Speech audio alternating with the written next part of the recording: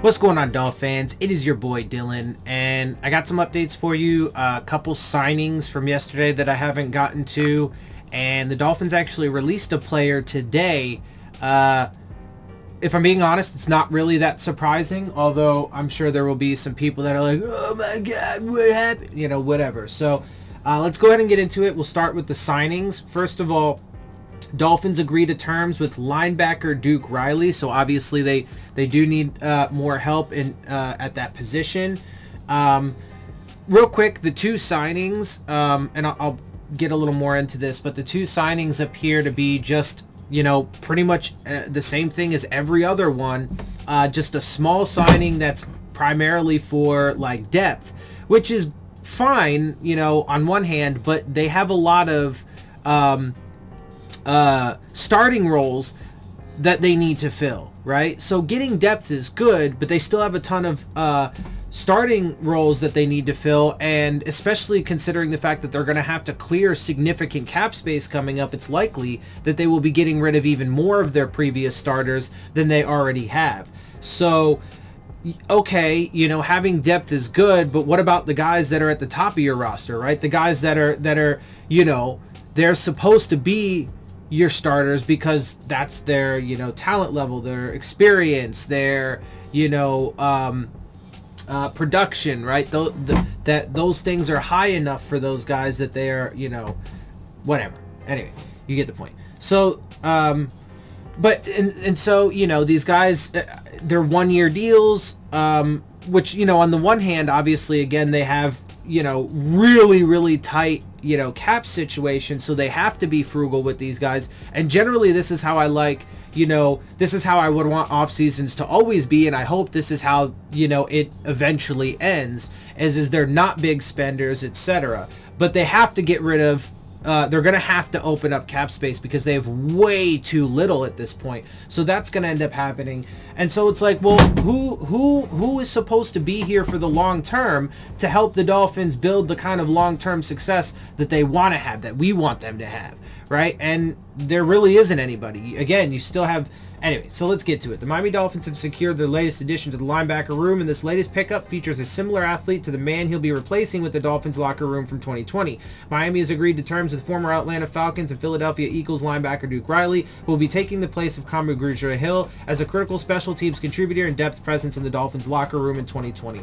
And that's cool, but bro, you need like an entire starting lineup, right? Like, you almost have nobody that's even a guaranteed starter, let alone guaranteed long-term player for, you know, long-term success. Anyway, Riley is a speedy linebacker who will follow Grugier-Hill in more ways than one. Grugier-Hill served as special teams coverage linebacker role with the Philadelphia Eagles in 2019 before signing on with the Dolphins on a 1-year deal this past season. His replacement in Philadelphia, Duke Riley. Grugier-Hill's replacement in Miami, also Duke Riley. So that's a fun little layer, blah, blah, blah. I honestly really don't give a fuck about that, but I guess it's interesting. So that's a fun little layer.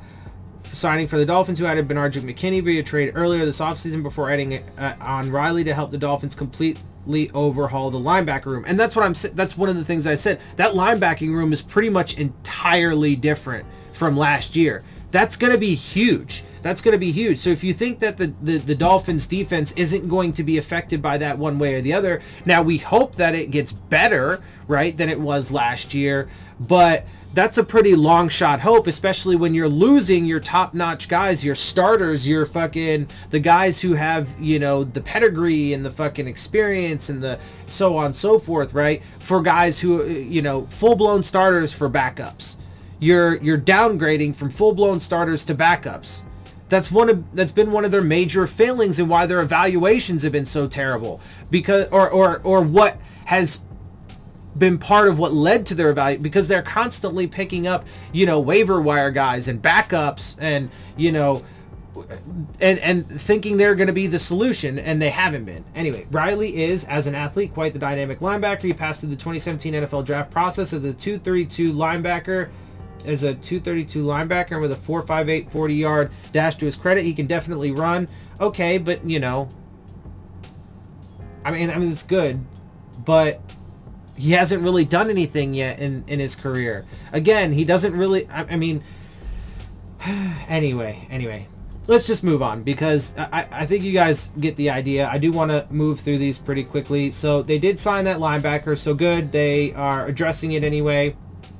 Let's see. And then they added another linebacker. This guy is more of a pass rushing linebacker. So, you know, again, completely overhauled the linebacking unit, but from what I can tell, downgraded production-wise, experience-wise, etc., etc. The Miami Dolphins bid to fortify their defensive depth chart ahead of the start of 2020 NFL Draft next month. Took another step forward on Friday, with the Dolphins coming to terms with a key depth linebacker in Duke Riley, and also an additional rush linebacker who just so happens to be the latest Houston Texan to be making the leap to South Florida this offseason. First it was linebacker Benardrick McKinney, then wide receiver Will Fuller, and now Brennan Scarlett. He agreed to terms with the Dolphins yesterday afternoon and will compete for a rotational role in Mid-Miami's rush outside linebackers. But, you know, let's see, just see if I can get a little more. Scarlett's most impactful season came in 2019 when the linebacker started 10 games for the Texans and logged a total of 51 tackles, 3.5, and 3 tackles for loss. So again, nothing really impressive, a very short-term deal. There's a distinct possibility that, like, none of the guys that they sign this offseason will even be around next year, because of cap space, because of how short their contracts are, because they're not really, like, you know, top tier, you know, top of the roster players. There are a number of reasons. All right, now let's move on to the big news for today. This is being reported by multiple people, and something that I don't find particularly surprising, and I kind of actually foreshadowed this, but let's talk about it. Dolphins Isaiah Wilson released by team following extremely short stint in Miami. So they literally just traded for Isaiah Wilson and have already cut him. Now, I told you guys this was probably not going to pan out. I told you guys the likelihood of this was very, very small. And so it's a complete fail. Failed evaluation, add it to the fucking long list of players that this regime cannot properly evaluate. Add it to the list of former first-round picks that they have failed to evaluate properly. Add it to the list of players who have off-the-field issues, who they took a chance on and failed again in their evaluation and rehabilitation attempt, right? So, and also it adds to the problem that now he's definitely not going to be the answer on the offensive line. And again, the fact that they even brought him in to begin with had already shown that they had lost confidence in at least one person, if not multiple people, on that offensive line, probably guys that they drafted. And so now it's just a complete loss. They lost the draft capital, right? It's a complete waste. They don't have the player anymore. It's a complete waste. So again, I mean, I've been telling you, and the evidence just continues to pile up that they have absolutely no idea what they're doing. Brian Flores and Chris Greer, I guarantee you, are just taking the wild raving marching orders of a desperate and old owner who is trying to do, you know, the most crazy and extreme wild things that he can think of to fucking get.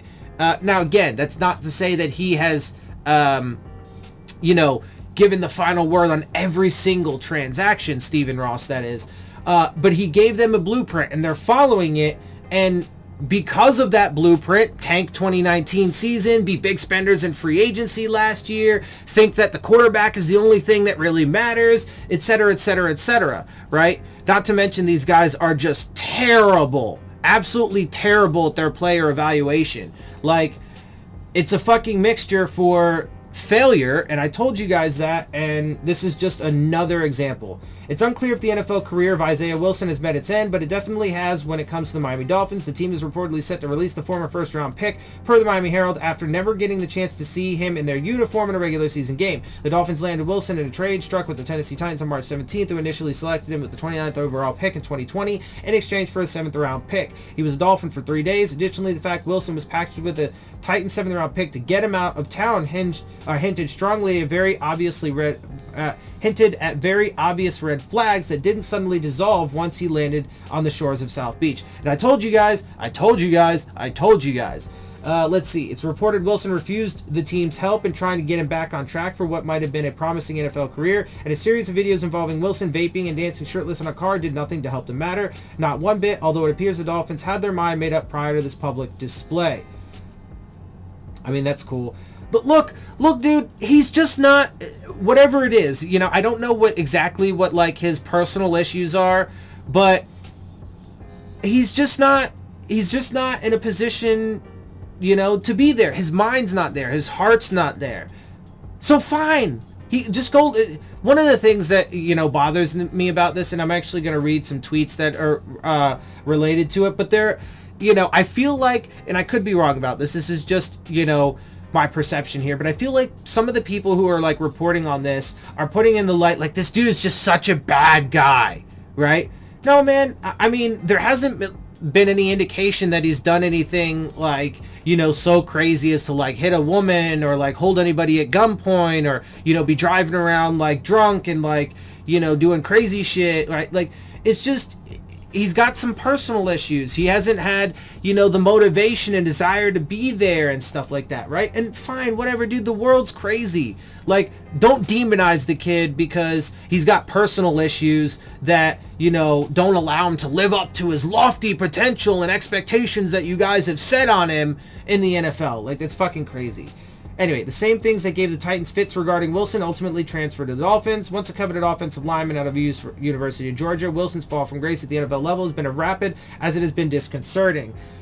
Yeah, so anyway, there's that. Let me go ahead and get to some of these real quick. So this is just from Josina Anderson. This is just, wow, he will come to regret 2 blown opportunities. And that was the first thing that made me think that. Why is he going to regret it? Why should he regret it necessarily? Like, I'm not saying that she's, you know, implying anything or saying that, like, he deserves punishment. Like, I'm not saying that she's saying that, but it kind of has this air of, like, well, you were this first-round pick and you had all these expectations and 2 teams gave you this, you know, wonderful opportunity and you should just be ashamed for fucking it up. Why? Right? Again, I'm not saying that she's saying that, but it kind of has that air and that feeling to it, and that, like, bothers me. Anyway, and then she was quote tweeting Tom Pelissero, among the incidents that led the Dolphins waiving offensive tackle Isaiah Wilson, hours late for his physical, late for his onboarding process, didn't show up for voluntary workouts he had committed to Thursday and Friday. And sure, okay, fair, but again, and that's what I'm saying, he's clearly not in it. His heart and his mind are not in it. So just let the fucking kid go and live his life, you know? And leave him alone. Just fucking leave him alone. Anyway, so, but then on the other hand, I told you guys this wasn't going to be a good move, and here we are. Real quick, Isaiah Wilson took the term draft bust to a completely different level. This is Lance Zierlein. The bar is set extraordinarily high now. If you haven't seen the story on Why Cut by the Dolphins, you should check it out. All right, whatever. I thought that was something else. I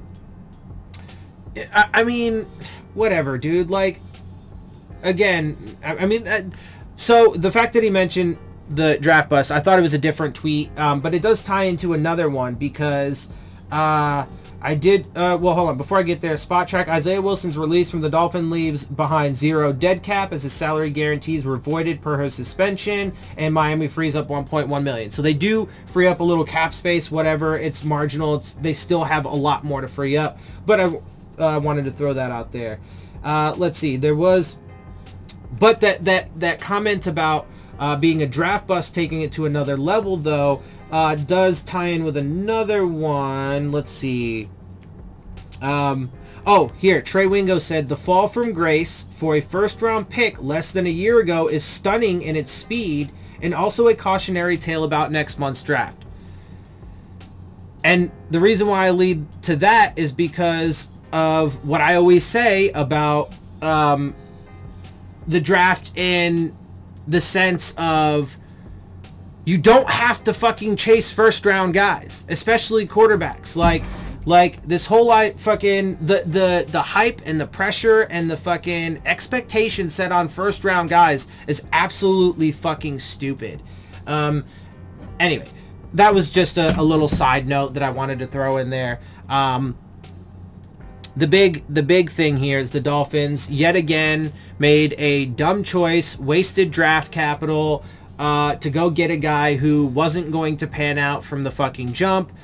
Because, you know, he's just not in it, you know, and fine, man, like, the kid shouldn't be demonized for that. Just recognize it, move on, and be done with it, right? And leave the kid alone, let him fucking go live his life. And then as far as the Dolphins, I mean, I would like to think that they would learn from it, but I seriously fucking doubt it, because they continue to make these same mistakes, and because, again, I believe it's really because of the depraved, desperate fucking approach that Stephen Ross is taking, and then, you know, the blueprint therefore that he has given them as to how he wants them to build the team, and what he wants to do, right?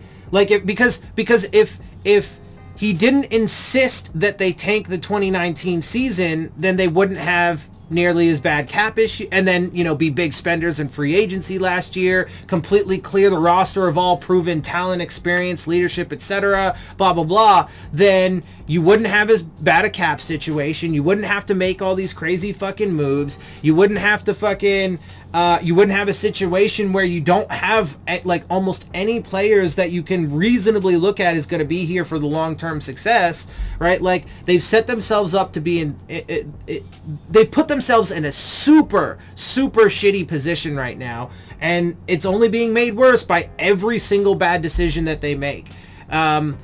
Anyway, so with that, I'm gonna get out of here. I hope you guys appreciate my perspective. If you do, make sure you hit the subscribe button, make sure you hit the like button, make sure you hit the bell if you want to get the alerts. Share my channel and videos with your friends and family. Leave your questions, comments, and concerns down in the comment section. Of course, as always, follow me on Twitter at Dillon Tartaro. And with that, I am out. I'll see y'all soon. Fins up.